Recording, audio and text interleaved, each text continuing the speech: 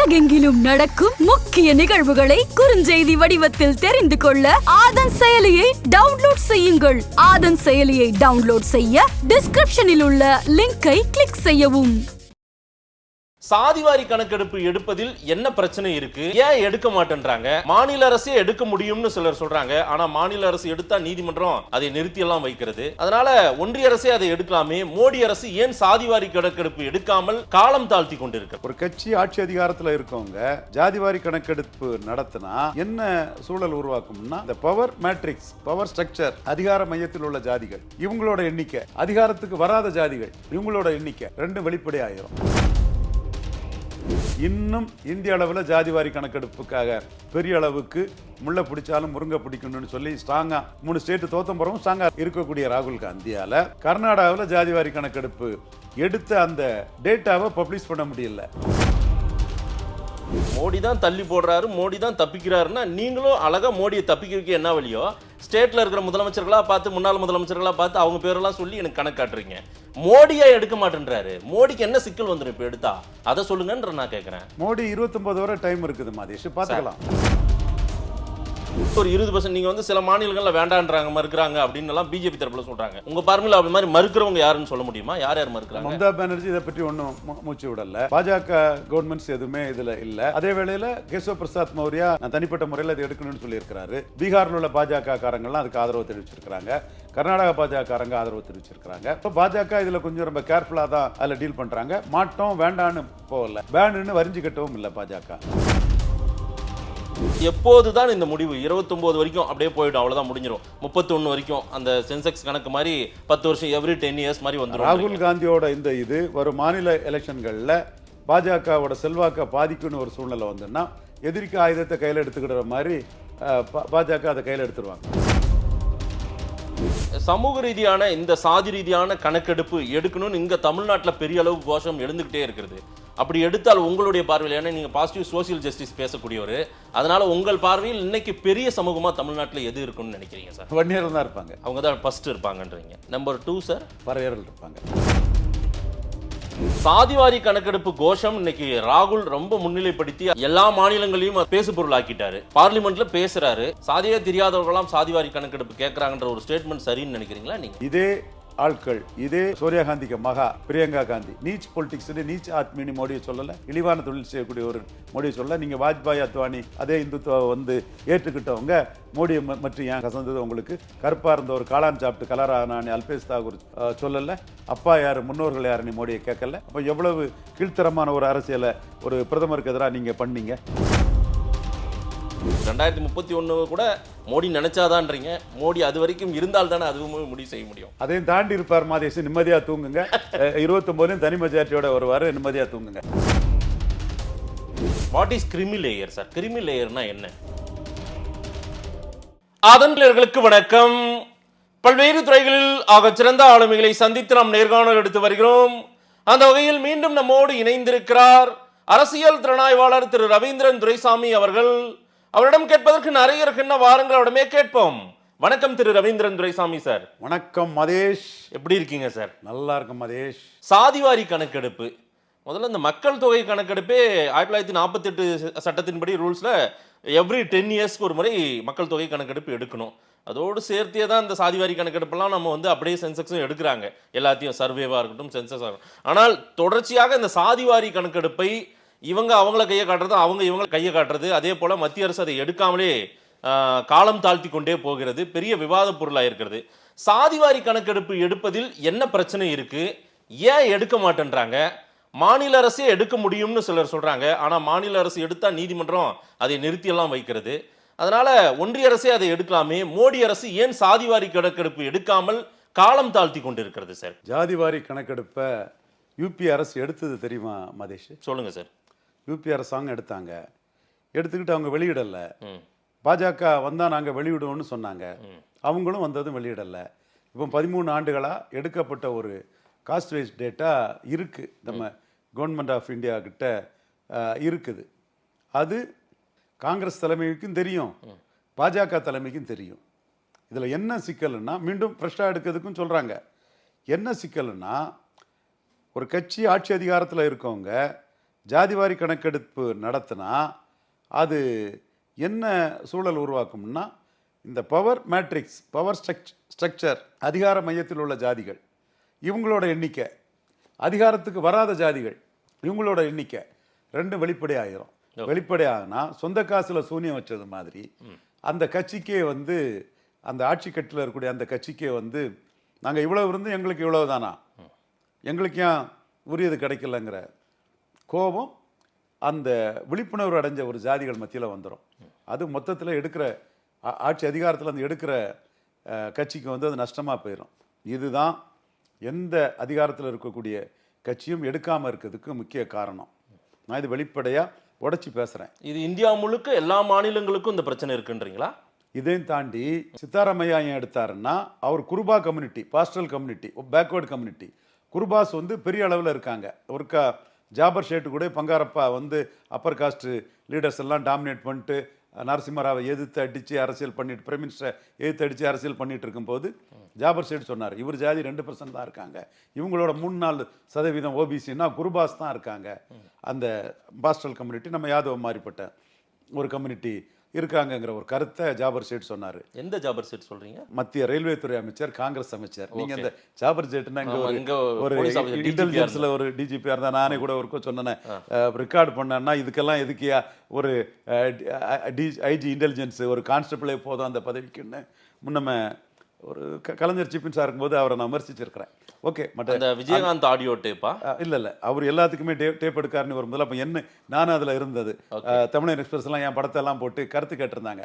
இதுக்கெல்லாம் எதுக்குங்க ஒரு ஐபிஎஸ் ஆஃபீஸர், ஒரு கான்ஸ்டபிள் போதும்னு சொல்லியிருந்தேன். அந்த டாடா லேண்ட் அக்விசிஷன் டைம்ல அவர்கிட்ட போய் ஒரு 7 நிமிஷம் ஆர்கியூ பண்ணேன். ரொம்ப நிதானமாக கேட்டு உள்வாங்கிக்கிட்டார். நான் சொல்லக்கூடிய அர்த்தத்தை புரிஞ்சு ரியாக்ட் பண்ணார். இந்த ஜாபர் செட் வேற. இந்த ஜாபர் செட் மத்திய ரயில்வே துறை அமைச்சர், கர்நாடகாவில் ஒரு முஸ்லீம் லீடர். ஓகே, அவர் சொன்னார்.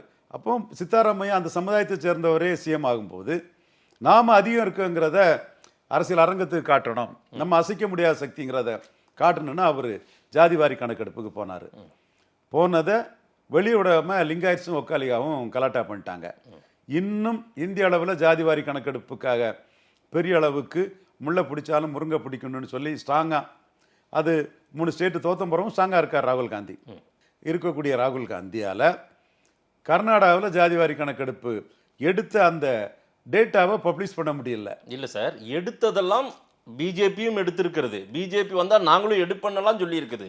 காங்கிரஸ் எடுத்து வச்சிருக்குது, வெளியிடாமே இருக்கு. மக்கள் தொகை கணக்கெடுப்பு இந்த மாதிரி பல விஷயங்கள் அவங்களுமே எடுத்து எல்லாம் இப்போ புதுசா நம்ம வந்து ஃப்ரெஷ்ஷா எடுக்கணும்ன்றாங்க. அவங்களுடைய கோரிக்கை இன்னைக்கு எல்லாத்தையுமே கலைச்சிருங்க, புதுசா எடுங்க, ஃப்ரெஷ்ஷா எடுங்க, போடுங்க, ஒரு கமிட்டியை போடுங்க, ஒரு கமிஷனை போடுங்க அப்படின்றாங்க அவங்க.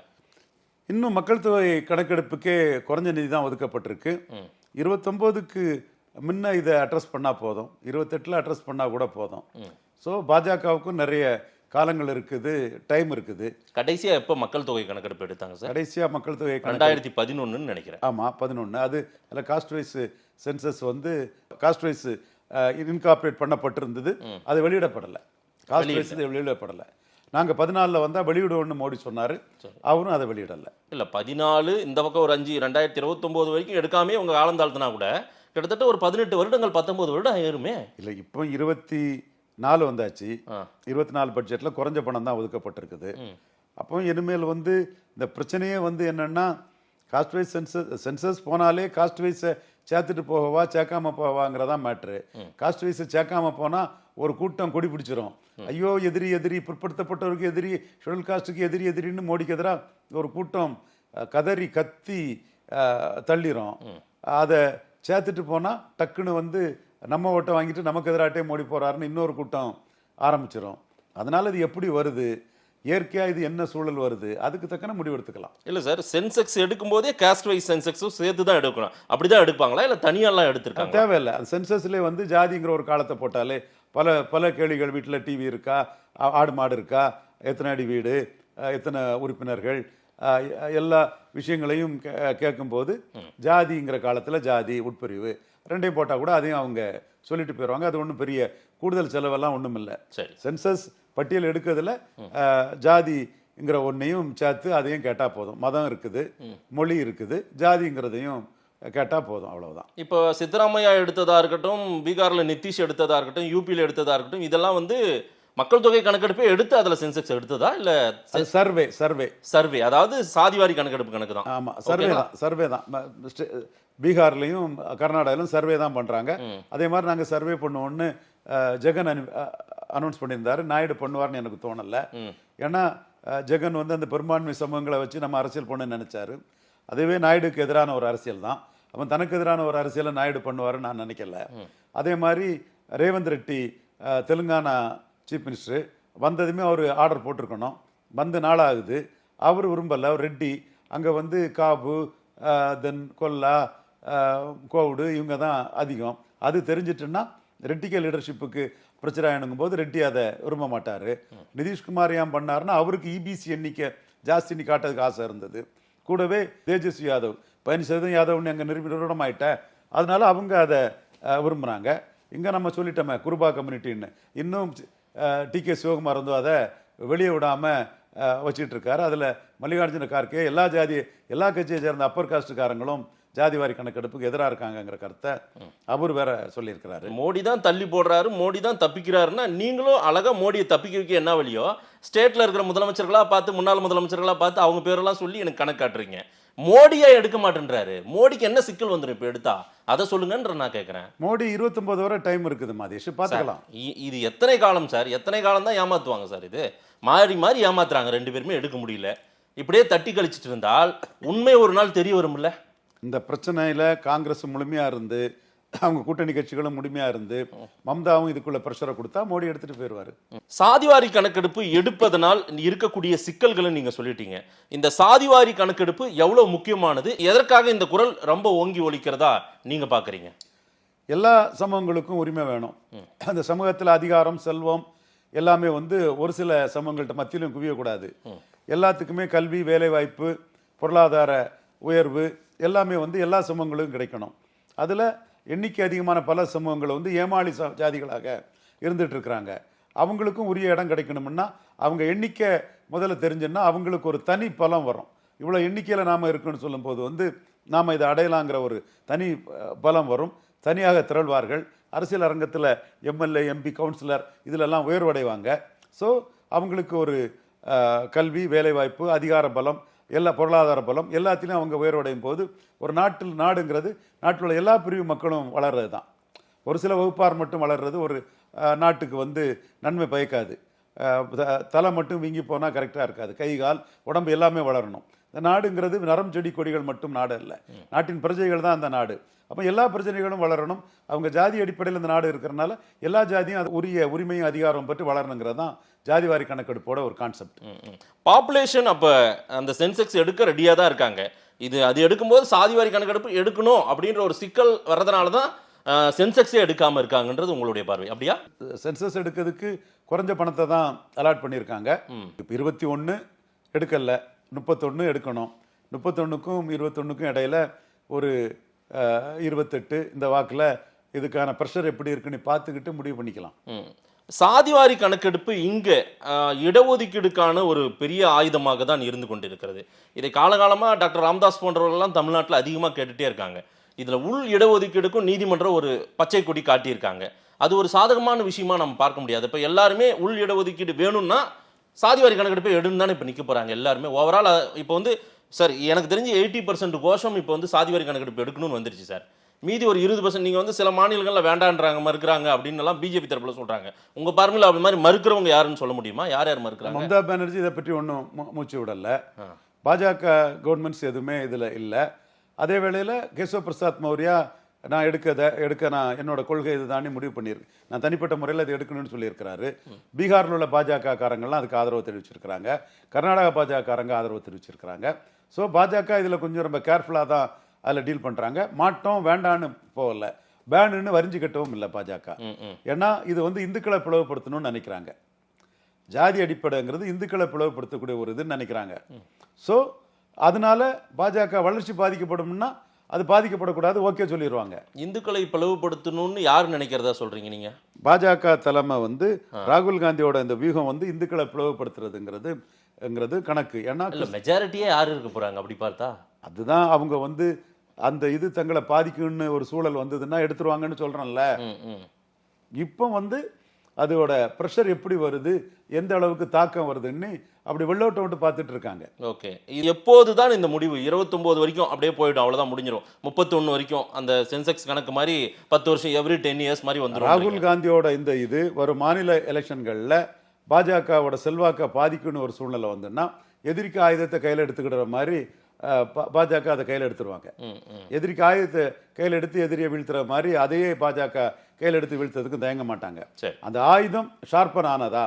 நம்ம 3 ஸ்டேட்ல மத்திய பிரதேஷ், ராஜஸ்தான், சத்தீஸ்கர்ல அந்த ஆயுதம் நம்மளை ஒன்றும் பண்ணலை, மக்களுக்கே ரீச் ஆகலை.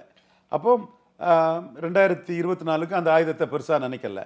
ஆனால் யூபியில் இன்னைக்கு வந்து அந்த ஆயுதத்துக்கு கொஞ்சம் ஒரு சிலர் குத்தி கிழிச்சிருக்குங்கிற மாதிரி அந்த ஆயுதத்துக்கு வேல்யூ இருக்கிற மாதிரி ஒரு தோற்றம் வருது.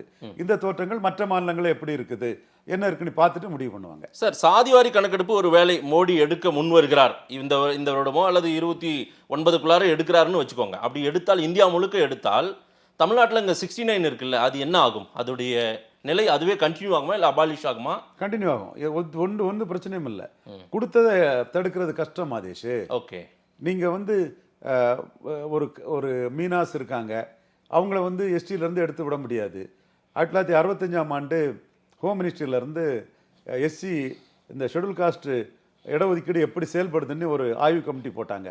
அந்த ஆய்வு கமிட்டி ரிப்போர்ட்டில் மகாராஷ்டிராவில் உள்ள மகரையும் தென் யூபியில் உள்ள சாமர்ஸையும் வெளியேற்றினாதான் மற்ற எஸ்சிகளோட நலன் பாதுகாக்கப்படும். தமிழ்நாட்டில் பறையர், புலையர், கேரளாவில் அந்த மாதிரி மடிகா, மாலா இவங்களோட நலன் பாதுகாக்கப்படணும்னா, பாசி இவங்களோட முஷார் இவங்க நலன் பாதிக்கப்படணும்னா சாமரையும் மகரையும் வந்து எஸ்சி லிஸ்ட்லேருந்து வெளியெடுக்கணும்னு 65 ஹோம் மினிஸ்ட்ரி போட்ட ஒரு ஆய்வில் ரிப்போர்ட்டில் வந்து ஹோம் மினிஸ்ட்ரிக்கு அந்த ஆய்வு கமிட்டி வந்து ரெக்கமெண்ட் பண்ணுறாங்க.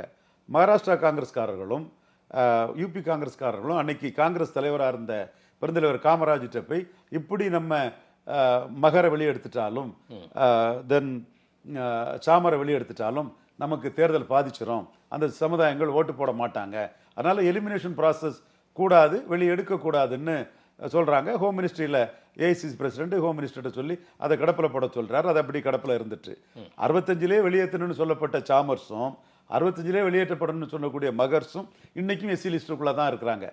அப்போது யாரையும் எலிமினேட் பண்ணி வெளியெடுக்க முடியாதுன்னு சொல்லும்போது கலைஞர் அருந்ததியர்களுக்கு கொடுத்த அந்த உள்ஒதுக்கீடு கலைஞரை நான் பாராட்டுறேன், வாழ்த்துறேன். ஓகே, அதே போல் இஸ்லாமியர்களுக்கும் 3.5 கொடுத்தாங்கல்ல? கண்டிப்பாக கலைஞர் அது கொடுக்கலன்னா இஸ்லாமிய சகோதரர்கள் வந்து காவல்துறையில் 1% கூட இடம் பெற்றிருக்க மாட்டாங்க.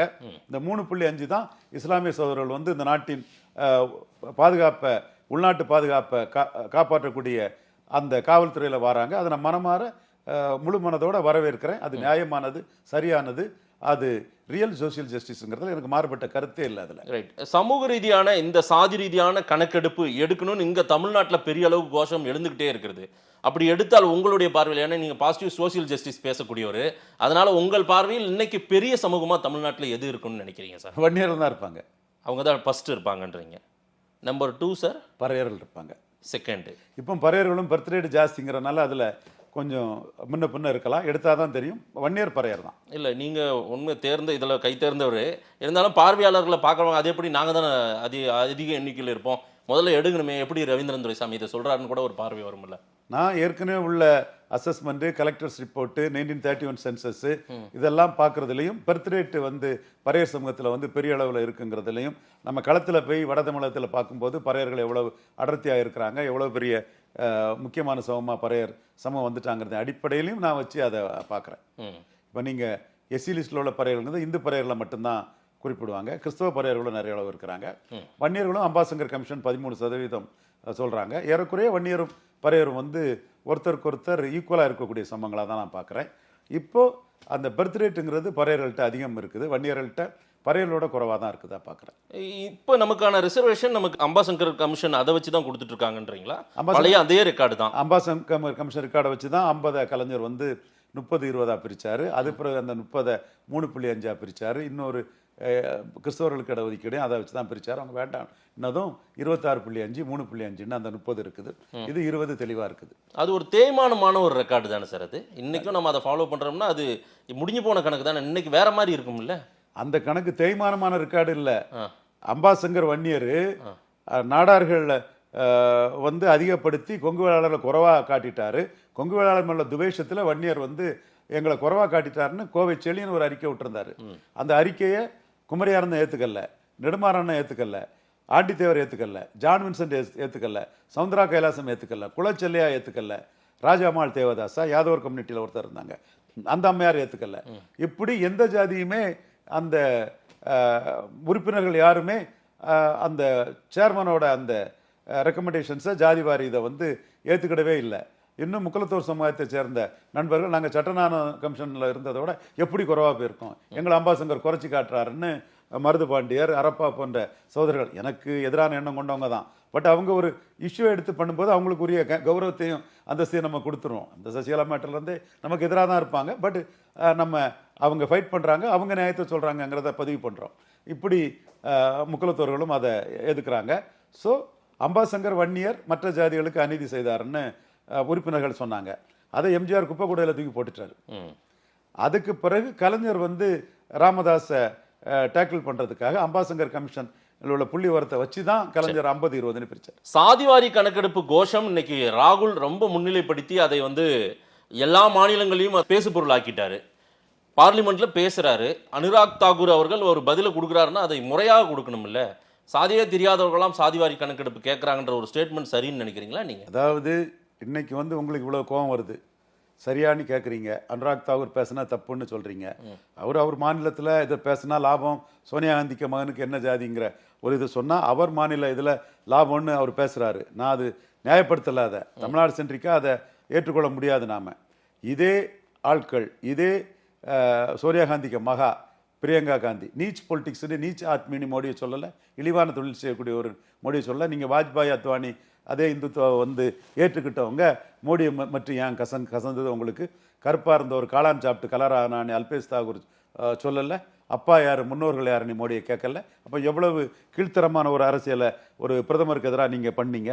நீங்கள் இன்னைக்கு வந்து இமாச்சல் பிரதேஷ் சென்றிக்கா அனுராக் தாக்கூர் பேசிட்டாருங்க போது உங்களுக்கு கோபம் வருது. இமாச்சல் பிரதேஷ் சென்ட்ரிக்கா அனுராக் தாக்கூர் ராகுலுக்கு இந்த மாதிரி ஒரு பதில் கொடுத்தா அங்கே அந்த மக்கள் வாக்குகளை அறுவடை செய்ய முடியும், அல்ல அந்த மக்களின் ஈர்ப்பை பெற முடியும்னு அவர் சொல்லிட்டாரு. பிரதமர் நரேந்திர மோடி அவர் பேசினதை வீடியோவை எடுத்து எக்ஸ் பக்கத்தில் எதுக்கு போட்டு அவர் என்ன இதில் அஜெண்டா, அவருக்கு என்ன இது லாபம்? இது மட்டும் இல்லைங்க. ஒரு சோனியாவுக்கு மகன் தான் ராகுல் காந்திங்கிறது, ஒரு இத்தாலி பெண்மணிக்கு மகன் தான் ராகுல் காந்திங்கிறது இந்திய மக்களுக்கு தெரியட்டுங்கிற ஒரு எண்ணம் இருக்கலாம். ஒன்று. ரெண்டாவது வந்து அவர் போபர்ட் சூழல், இது காக்கா கலேகர் கமிஷனை குப்பை தொட்டியில் காங்கிரஸ் போட்டது, மண்டல் கமிஷனை ராஜீவ்காந்தி மணிக்கணக்கில் உரையாற்றினது, இப்படி பல விஷயங்களை அவர் அதில் பண்ணியிருக்கிறாரு. ஸோ நீங்கள் பொதுவாக பல விஷயங்கள் அதில் இருக்கும்போது வந்து இந்த ஒரு விஷயத்தை மட்டும் நீங்கள் பொதுவாக பேசுறது வந்து நியாயம் இல்லை. இல்லை சார், நாடாளுமன்றத்தில் பதிவு செய்யப்படாத ஒரு உரையை தன்னுடைய எக்ஸ் பக்கத்தில் வந்து பிரதமர் நரேந்திர மோடி அதை வெளியிட்டு அதை வந்து பேசு பொருள் ஆக்குகிறார், அதை வந்து விவாத பொருள் ஆக்குறாருன்னா அவருக்கு என்ன நோக்கம் இருக்கு? அப்போ அனுராக் தாக்கூரை பேச சொன்னதே மோடி தான் போல தெரியுது. அப்படிதானே பார்ப்பாங்க எல்லாரும். அனுராக் தாக்கூர் மோடிக்கு என்ன ஓட்டத்துக்கு தக்கனதான் பேசியிருக்காருங்கனால தான் மோடி அதை எக்ஸ் தளத்தில் பதிவிட்டாருங்கும் போதே தெளிவாகுது. அதில் என்ன அஃபென்ஸ் மேட் அவுட் ஆகுது, என்ன உரிமை மீறல் இருக்கு? ஒன்றும் இல்லை. அதான் சாதி தெரியாதவர் ராகுல் அப்படின்னு அவர் சொல்லிட்டாரு. ராகுல் பேரை சொல்லலை, பேரை சொன்னா அதை தானே கனிமொழி சொல்றாங்க நேற்றுக்கு. மற்ற திமுகவினுடைய எம்பிக்கள் எல்லாருமே அதே போல இந்தியா கூட்டணி எம்பிக்கள் அதானே சொல்றாங்க. நீங்க உரிமை மீறல் பிரச்சனை கொண்டாங்க, எந்த ஒரு நபரையும் சொல்லலை, யாரோட தனிநபரோட உரிமையும் அங்கே பாதிக்கப்படலைங்கிறத அனுராக் தாக்கூர் தன்னுடைய ஆர்குமெண்ட்டாக சொல்லி அதில் தன்பக்குள்ள நியாயத்தை சொல்லி நான் பேசினா சரிதான்னு நிரூபிப்பார். சாதிவாரி கணக்கெடுப்பு கோஷம் இப்போ பெரிய அளவுக்கு ரொம்ப எதிரொலித்து கொண்டிருக்கிறது. இதற்கான முன்முடிவை இந்த வருடத்திலே எடுப்பதற்கான வாய்ப்புகள் இருக்கா? அதற்கான தனி குழு போடுவாங்களா?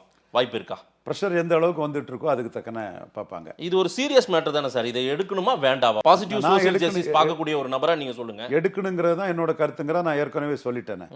பட் மோடி தனக்கு அரசியல் ரீதியாக அது லாபத்தை கொடுக்குமா, அதில் நஷ்டத்தை கொடுக்குமாங்கன்னு ப்ரோஸ் அண்ட் கான்ஸ் பார்த்து தான் எடுப்பார். Modi is in politics. ஏற்கனவே எஸ்டி கான்ஸ்டியூஷன் அமெண்ட்மெண்ட் பண்ணி கொடுத்தாரு. 3 ஸ்டேட்டில் தோக்கடிச்சு விட்டுட்டீங்களே. சரி, அப்போ எஸ்டி கான்ஸ்டியூஷன் அமெண்ட்மெண்ட் பண்ணினாரு, மோடியை பாராட்டுன்னு இந்த திருமாவளவன் சொன்னாரா? இதே சகோதரர் திருமாவளவன் சொன்னாரா? அதனால தானே தோத்தாரு. அது பிறகு 10% இடபிள்யூஎஸ் கொடுத்தாரு ஒரே அடி. அது ஜஸ்டிஸ் இன்னைக்கு நீதிமன்றங்கள் அதை என்டால்ஸ் பண்ணிட்டாங்க. அப்போ உங்களுக்கு அரசியல் நிர்பந்தம், அரசியல் நெசிட்டி எப்படி இருக்கோ அதுக்கு தக்கன அது அடுத்து வரக்கூடிய மத்திய பிரதேஷ், ராஜஸ்தான், சத்தீஸ்கர் மாநில தேர்தலில் இது பாதிக்கல. பார்லிமெண்ட்டில் யூபியில் பாதிச்சிருக்குது. மற்ற தேர்தல்கள் மற்ற இடங்களில் எப்படி போயிட்டு இருக்குன்னு பார்த்துட்டு ராகுல் காந்தி பேச லூசர்ஸ் அண்ட் கெய்னர்ஸ் தைரியில் வேண்டான்னு சொல்லவங்கலாம் மோடிக்கிட்ட கன்சால்டேட் ஆவாங்க. அதுக்கு பிறகு இவர் பேச வேணும்னு சொன்னவங்கள இவரே அதை கொண்டு வந்து டிபேட் பண்ணி அதில் அதை வெற்றியை நோக்கி போவார். இதையும் தாண்டி மோடிக்கு இதுக்குள்ள பல சூட்சமங்கள், பல வியூகங்கள் இருக்குது. எல்லா வியூகத்தையும் மாதேஷ் முன்னாடி போட முடியாது. ஆனால் ராகுல் ஒரு ஸ்டேட்மெண்ட் அழகாக சொல்கிறாரு பாருங்க. ஓபிசியில் ஒரு பிரதமரை உட்கார வச்சுட்டு ஒட்டுமொத்த ஓபிசிகளையும் பிஜேபி ஏமாத்திட்டு இருக்காங்க அப்படின்றாரு. அந்த ஸ்டேட்மெண்ட் எடுபடுது இல்லை? இல்லை, ஓபிசி வந்து மோடிக்கு நல்லா தான் ஓட்டு போட்டிருக்காங்க. எஸ்சி தான் மோடியை ஏமாத்திட்டாங்கன்னு சொல்ல மாட்டேன். அம்பேத்கரை குளோரிஃபை பண்ணது மோடி தான். எஸ்சி கான்ஸ்டியூஷன் அமெண்ட்மெண்ட் பண்ணி கொடுத்த மோடி தான். அதிக எஸ்சி அமைச்சர்களை நம்ம முருகன் உட்பட கொடுத்தது மோடி தான். ஆனால் எந்த இடத்துக்குள்ள அந்த மக்கள் பதறிட்டாங்கன்னா, அம்பேத்கருக்கு கான்ஸ்டியூஷனை அபாலிஷ் பண்ணிட்டு இடஒதுக்கீடை ரத்து பண்ண போகிறாங்கன்னு ஒரு பொய் பிரச்சாரத்தை அந்த மக்கள்கிட்ட பண்ணதில் எஸ்சி ஓட்டு வந்து பெரிய அளவுக்கு பாதிச்சிருச்சு. ஓபிசி ஓட்டு மோடிக்கு ஓரளவு வரத்தான் செய்யுது. அதில் ஒன்றும் பெரிய பிரச்சனை இல்லை. ஓபிசி ஓட்டு வரலன்னா என்டிஏ வந்து 293 சீட்டு வந்திருக்காது. ஓபிசி ஓகே தான். ஆனால் எஸ்சியில் வந்து பாதிப்பு வந்துட்டு. அப்போ நாம் கவனம் செலுத்த வேண்டியது எஸ்சி ஓட்டில் காங்கிரஸ் மேலே இருக்குது. அதை எப்படி சரி கட்டுறது? மல்லிகார்ஜுன கார்கே ஒரு ஷெட்யூல் காஸ்ட் சகோதரர் வந்து ஏசிசி பிரசிடெண்ட்டாக இருக்கிறாரு. இவர் செல்வ பெருந்தகை ஒரு ஷெட்யூல் காஸ்ட் வந்து தமிழ்நாட்டில் காங்கிரஸ் தலைவராக இருக்கிறாரு. ஹரியானாவில் எப்போவுமே ஷெட்யூல் காஸ்ட்டை காங்கிரஸ் தலைவராக வச்சுருக்காங்க. அப்போது பாஜகவும் இந்த அளவுக்கு ஷெட்யூல் காஸ்ட்டுக்கு இந்தியா ஃபுல்லாக எப்படி முக்கியத்துவம் கொடுக்கறது, எந்த வகையில் முக்கியத்துவம் கொடுக்கறதுங்கிறதெல்லாம் பார்த்து விஷயங்களை செய்ய வேண்டிய ஒரு நிர்பந்தம் ஷெட்யூல் காஸ்ட் ஓட்டு தொடர்பாக தான் இருக்குது. ஓபிசி ஓட்டு தொடர்பாக அவ்வளோ ப்ரெஷர் இருக்கதா நான் பார்க்கல. பைசாபாத்லேயே ஒரு ஷெட்யூல் காஸ்ட் ஒரு வேட்பாளர் போட்டு தோக்கடிச்சிட்டாங்கல்ல. அப்போது அகிலேஷுக்கு இருந்த அந்த துணிச்சல் இங்கே இல்லைன்றதை நீங்களே பறைசாட்டுறீங்க. அப்போ ஷெட்யூல் காஸ்ட் ஓட்டு பிஜேபி பக்கம் சீண்டுவதில்லை. அவங்க வந்து மோடியை நம்பல, அமித்ஷாவை நம்பல அப்படின்றீங்க. கரெக்ட்? மெயின்புரி, எட்டாவா, கனோஜ் இதெல்லாம் யாதவ் ஹாட்லேண்ட், யாதவர்கள் கோட்டை. ஓகே. யாதவர்கள் ஆகிர்னு சொல்லக்கூடிய யாதவர்கள் கணிசமாக இருக்கக்கூடிய இடங்கள். இங்கே 3ல் 2 தொகுதியிலையாவது நம்மளும் சாமர்ஸையும் பாசியையும் இந்த பொது தொகுதிகளில் எஸ்சியை போடுவோம். நாளைக்கு நல்ல விஷயத்தை யார் கற்றுக் கொடுத்தாலும் அதை கற்றுக்கிட்டு நம்மளும் திருப்பி அடிக்க வேண்டியதுதானே மதேஷ். அதற்கு முன்னாடி நீங்கள் ஏதாவது டேட்டா வெளியிடுற மாதிரி இருக்கீங்களா சார்? தமிழ்நாடு அளவில் ஏதாவது டேட்டா எடுத்திருக்கீங்களா உங்கள் பார்வையில்? நிறைய இந்த ஜாதிவாரி கணக்கெடு டேட்டா எடுத்தால் நம்ம ஆதரவாக இருக்கக்கூடிய சமூக சகோதரர்களே நம்ம மேலே கோவப்படுவாங்க. அவங்க வந்து மனதளவில் 15-20ன்னு வச்சுருப்பாங்க. நம்ம அதில் குறைச்சி சொல்லிட்டோம்னா நம்ம அண்ணனே சொல்லிட்டாரு. நீங்கள் ஓப்பனாக இப்போவே சொன்னீங்கல்ல, வன்னியர் சமூகம் தான் இப்போ நம்பர் 1 இருப்பாங்க, அடுத்து பறையர் சமூகம் இருப்பாங்கன்றத பதிவு பண்ணுறீங்கல்ல. அதில் ஒன்றும் தப்பு இல்லை. அது வெளிப்படையான உண்மை. இதில் யார் ஏற்று சொன்னாலும் இதான் பாண்டு நம்ம ஆணித்தரமாக சொல்லுவோம். இதை கணக்கெடுப்பு எடுக்கிறதுக்கு முன்னாடியே சொல்கிறீங்க, நீங்கள் ஆழமாக சொல்கிறீங்க. தெரிஞ்ச விஷயம் தான், இது தெரிஞ்ச விஷயம் தான். இதுக்குள்ளே நம்ம பண்ண முடியாது. பட் நமக்கு சில வியூகங்கள் இருக்குது, சில இதுகள் இருக்குது. அதை வெளிப்படையாக சொல்ல வேண்டிய அவசியம் இல்லை. மோடி அதை செய்வார், செய்ய வேண்டிய நேரத்தில் செய்வார். அதாவது லாப நட்ட கணக்குகளை பார்த்து தான் சாதிவாரி கணக்கெடுப்பு எடுக்காமல் இருக்காங்கன்றது உங்களுடைய பார்வை. ஒருவேளை சாதிவாரி கணக்கெடுப்பு எடுத்தால் அந்த சமூக மக்கள் அந்த பார்வையில் சொல்லுங்கள் சார். மக்கள் அதாவது பொதுவாக நம்மளை மாதிரி பப்ளிக் சாமானியர்கள் யாருக்கு லாபம், யாருக்கு நட்டம் சாதிவாரி கணக்கெடுப்பு எடுத்தா? யாதவர்கள் 15% இருக்கிறாங்கங்கிறது பீகாரில் எஸ்டாப்ளிஷ் ஆகுது. அப்போ யாதவர்களுக்கு ஒரு அதிக முக்கியத்துவம் எடுக்கிறது தவறு இல்லைங்கிறது வந்து மற்ற ஜாதிகளும் ஏற்றுக்கொள்ளக்கூடிய ஒரு தன்மை வருது. ஸோ எண்ணிக்கையில் பெருமையாக இருக்கக்கூடிய சமூகங்களுக்கு அது ஒரு லாபம் தான். நாம என்ன பார்க்குறோம்னா, வண்ணார், நாவிதர், குயவர் போன்ற பரவலாக இருந்தும் எண்ணிக்கை இருந்தும் எந்த பலனும் இல்லாத சமூகங்களுக்காக நாம குரல் கொடுக்குறோம். நாம் தமிழர் சகோதரர் சீமான் கூட இதை வந்து ஸ்பெசிஃபிக்காக யாருக்காக ஜாதிவாரி கணக்கெடுப்பை அவர் சொல்கிறாருங்கிறத சொல்லி செய்தாருன்னு அவருக்கு ஆதரவுலையும் பெருகும். வண்ணார், நாவிதர், குயவர்களுக்காக, யாதவர், முத்தரையர், செங்குந்தர், விஸ்வகர்மாக்களுக்காக நான் சொல்கிறேன். வன்னியர்களுக்கு அது பலன் கிடைச்சாலும் அது கிடைக்கலாம். ஆனால் நான் முக்கியமாக இந்த பிரதித்துவம் இல்லாத சமூகங்களை மண்ணில் படுத்தி சொல்கிறாங்கிறத சொன்னாருன்னா அவருக்கு 26ல் நான் beneficiary caste of Dravidian parties வந்து அவருக்கு ஒரு ஆதரவு கரத்தை கொடுக்க வாய்ப்பு இருக்குது. இந்த பேட்டியை பார்க்குறவங்களுக்கு தெரியும் சாதிவாரி கணக்கெடுப்பை ஏன் எடுக்காமல் காலம் தாழ்த்துறாங்க அத்தனை அரசியல் கட்சிகளும் அத்தனை அதிகார மையங்களும் அப்படின்றது நீங்கள் சொல்லிங்க. ஒரே ஒரு இறுதி கேள்வி, what is creamy layer sir? Creamy லேயர்னா என்ன? அது மக்களுக்கு போய் தெளிவாக சேரணும். கிரிமி லேயர்னா ஒரு சமூகத்தில் கல்வி வேலை வாய்ப்பு பெறும்போது ஒரு குறிப்பிட்ட பிரிவினரை மட்டும் ஏற்கனவே அந்த பலனை அறிவித்தவர்களே அந்த கம்யூனிட்டியில் உள்ள மற்றவங்களை விட அதிகமாக காம்படிட் பண்ணி மேலே வர முடியுது. ஸோ அந்த கிரிமிலேயர்ங்கிறது ஒரு ஐஏஎஸ் ஆஃபீஸர் வந்தாருன்னா அவருக்கு மகன் ஐஏஎஸ் ஆஃபீஸர் ஆக்கிறாரு, ஓகே, இன்னும் அவருக்கு பேரன் ஆயிடுறான். அப்போது இந்த கிரிமிலேயர் கான்செப்ட் சுதந்திரம் அடைஞ்ச காலகட்டத்தில் அல்லது 1930களில் அம்பேத்கர் சுதந்திரம் யாருன்னு சுதந்திரம் பண்ணி நாராயணன் அவர் கேட்டார். அம்பேத்கர் கோரிக்கைப்படி ஷெட்யூல் காஸ்ட் கல்வி வேலைவாய்ப்பு பொலிட்டிக்கல் ரிசர்வேஷன் ஷெட்யூல் காஸ்ட்டு கொடுத்தாங்க. அந்த காலகட்டத்தில் இருந்து வர்றவங்க தலைமுறை வந்தவங்க 2வது தலைமுறை வராங்க, 3வது தலைமுறை வராங்க, 4வது தலைமுறையும் வராங்க. ஆனால் ஒரு ஏழை எளிய அட்டவணை பிரிவு சகோதரர் கிராமத்தில் இருக்கிறவர், கிராம பள்ளியில் படித்து வரக்கூடியவர், நகர்ப்புறத்தில் 3ஆம் தலைமுறை 4ஆம் தலைமுறையா அந்த ஒரு எஸ்சி குடும்பத்தில் இருந்து வரக்கூடியவங்கள்ட்ட காம்படிட் பண்ண முடியல. ஓகே, அப்போ அந்த கிரிமிலேயர் அகற்றப்பட வேண்டும். அந்த கிரிமிலேயர் அகற்றப்பட்டு இல்லை இது வரைக்கும் அதில் கிரிமிலேயரில் பலனடைஞ்சவங்க எல்லா சமூகமும் தானே, எல்லாரும் தானே. அதையே ஒரு கீழ்நிலையிலேருந்து வர்றவங்களால அந்த லேயருக்குள்ளார வர முடியல, மற்றவங்க வராங்கன்ற ஒரு பார்வை இருக்கு. பிசியில் கிரிமிலேயர் இருக்கு, கிரிமிலேயர் கிடையாது பிசியில் இல்லை கிடையாது.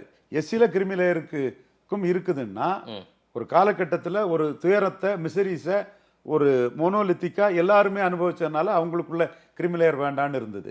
அந்த கிரிமிலேயர் கான்செப்ட் இன்னைக்கு 30 வருஷங்களுக்கு மேலே ஓடிட்டு, அந்த 30 வருஷத்துக்கு மேலேயுமே ஒரு 1.5 தலைமுறை கடந்து போச்சு. அப்போ இன்னும் தலைமுறையாட்டே கிரிமிலேயர்ஸுக்கே அது கிடைச்சதுன்னா கிராமப்புறத்தில் சமூக கொடுமைகளுக்கு ஆளாகக்கூடிய அட்டவணை பிரிவு சகோதரர்களுக்கு அது கெடுவாய்ப்பா அமையுங்கிறது தான் கான்செப்ட். இதை மக்கள் திலகம் எம்ஜிஆர் பிசிக்காக கொண்டு வந்தார். தேர்தலில் தோத்ததுனால அது அடிபட்டு போச்சு. அவரே 31 50 உயர்த்திட்டாரு. இந்த கிரிமிலேயரை எந்த அரசியல் கட்சியும் ஏற்றுக்காது. ஏன்னா கிரிமிலேயருங்கிறது தான் அவேர்டு கிளாஸ், கிரிமிலேயருங்கிறவங்க தான் விவரமானவங்க.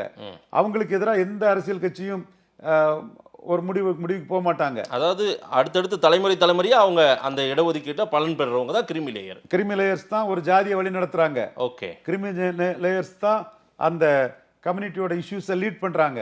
ஸோ அவங்கள பகிச்சிட்டோம்னா நமக்கு அது ஆபத்தா முடியும்னு தான் எல்லா அரசியல் கட்சிகளும் நினைக்கிறாங்க. அதுதான் கலைஞர் கிருமி லேயர்ன்ட்டார் அவரு, கரெக்டுங்களா? அவரு அதுக்கு அந்த கான்செப்டுக்கு எதிரானவர் அவர். அதான் கிருமி லேயர், அது கிருமி லேயர் இல்லைன்ட்டார். அப்படி கிருமி அது இன்னொரு கான்செப்ட். பாலை கொதிக்க வச்சா ஒரு கிருமி லேயர் வரும், அதை அகற்றினாலும் மீண்டும் கொதிக்கும் போது அது வருங்கிற போது அது கிருமி லேயர் இருந்துகிட்டே தான் இருக்குங்கிற ஒரு கான்செப்டும் அந்த ஒரு சமுதாயத்தில் உள்ள அப்ளுவன் பவர்ஃபுல் பீப்புளை அடிச்சிட்டாங்கன்னா அவங்க மற்ற கம்யூனிட்டியோட காம்படிட் பண்ண முடியாதுங்கிற ஒரு கான்செப்டுக்குள்ளேயும் கிரிமி லேயரை வரவேற்கிறவங்க சொல்றாங்க. நான் கிரிமி லேயர் கான்செப்டை அது கிரிமி லேயருக்கே போய் சேரக்கூடாதுங்க நான் தெளிவா இருக்கிறேன். பட் கிரிமி லேயரால அதை அவைல் பண்ண முடியலன்னா நீ எந்த பிரிவுக்கு அந்த இடஒதுக்கீட்டை அசைன் பண்ணியிருக்கீங்களோ அந்த பிரிவில் உள்ள அது கிரிமி லேயர் அல்லாத சாமானிய ஜனங்களுக்கு கிடைக்கணுங்கிறது தான் என்னுடைய கான்செப்ட். அதில் நான் தெளிவா இருக்கிறேன். நிறைய விஷயங்கள். பட் இதை செய்வாங்களான்னா யாரும் செய்ய மாட்டாங்க. ஏன்னா கிரிமிலேயர் தான் அவேர் கிளாஸு, கிரிமிலேயர் தான் ஃபைட் பண்ணுவான், கிரிமிலேயர் தான் எக்ஸ் தளத்தில் எழுதுவான், கிரிமிலேயர் தான் எம்பி எம்எல்ஏ இருக்கான், கிரிமிலேயர் தான் ஒரு அதிகாரத்தை செலுத்தி சட்டத்தை ஏற்றக்கூடிய லெவலில் இருக்கிறான். அவனுக்கு எதிராக செயல்பட மாட்டான், அவனுக்கு எதிராக எந்த அரசியல் தலைமையும் செயல்படாது. ஸோ கிரிமிலேயர் கான்செப்டில் கிரிமிலேயரில் இருக்கவங்க பலனடைகிறத தடுத்துட முடியாது. மக்கள் தொகை கணக்கெடுப்பும் சாதிவாரி கணக்கெடுப்பும் ஏன் எடுக்க மாட்டேன்றாங்கன்றதுக்கு பல காரணங்களை நீங்கள் சொன்னீங்க. ஸோ இது அதிகார மையத்தின் தவறுகள் தான். அப்போ அதிகார மையங்கள் அவங்க நினைச்சாதான், ஒட்டுமொத்தமாக எல்லாரும் நினைச்சா மட்டும்தான் இது முடியும். அது சாத்தியமில்லாத ஒன்று அப்படின்றீங்க. நீங்கள் 2031 கூட மோடி நினைச்சாதான்றீங்க. மோடி அது வரைக்கும் இருந்தால் தானே அதுவுமே முடிவு செய்ய முடியும். அதையும் தாண்டி இருப்பார் மாதேஷ். நிம்மதியாக தூங்குங்க. 29 தனி மெஜாரிட்டியோட வருவார். நிம்மதியாக தூங்குங்க. நேரம் கொடுத்து பேசியமைக்கு நன்றி திரு ரவீந்திரன் துரைசாமி சார்.